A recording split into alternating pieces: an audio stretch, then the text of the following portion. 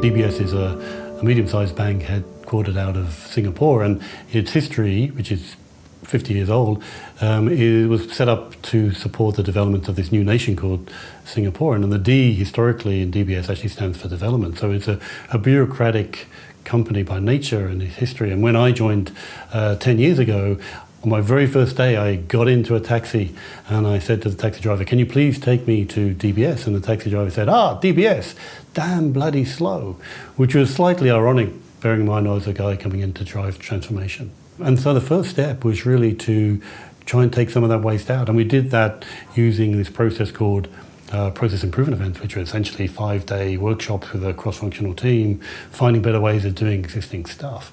It seemed to ignite the energy in the company. And because we had pretty quick success, it gave people self-belief. They realized if you put effort in, you can actually make improvements. And now for me, it was a really important foundation for what followed.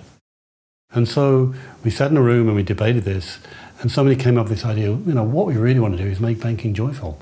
And the first reaction to that statement was a little bit of awkward silence. But what happened is we talked about it. He says, yes, this is audacious, this is great, exactly what we want to do. We want to get the company behind it.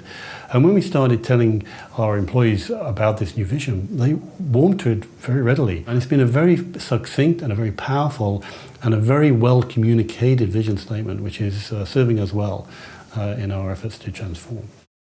In banking, it's clear that nobody wakes up in the morning and says, "Hey, today's a great day to do some banking. Come on, let's go do some banking together."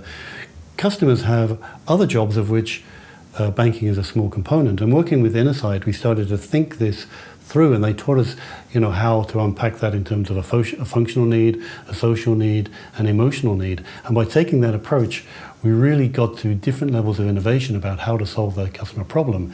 And probably more importantly is we realized the need to work with partners beyond just the bank in order to solve those problems.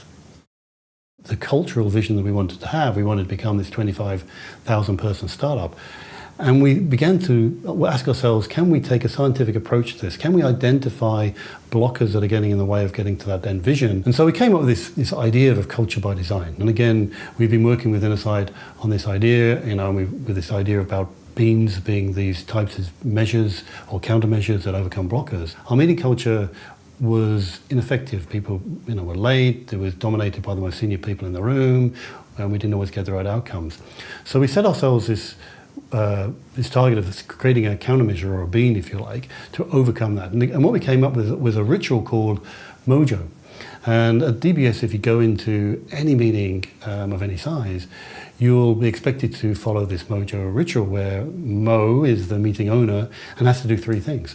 They have to state the purpose of the meeting up front, their summary at the end, but most importantly, they need to ensure everybody in the meeting has equal share of voice.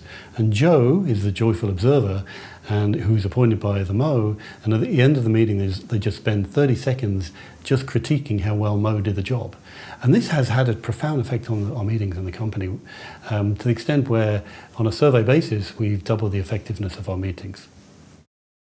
At the end of the day, you do this for a reason. You need to have a business outcome. Last November, we went public with an economic model that would determine the value of our digital strategy. So we can put a dollar number on how much value we're getting out of this approach, which we published in our annual report. We explained it to our analysts, etc. So who would have thought, 7 years after that first day, where the bank was called damn bloody slow, DBS was awarded Euromoney's best digital bank in the world, which is a big thing. This is like the Oscars of banking, and no Asian bank had won any category before. The reason they gave DBS the award was that they felt that we had an innovation culture that pervaded every part of the organization, which was exactly the strategy that we wanted to embrace.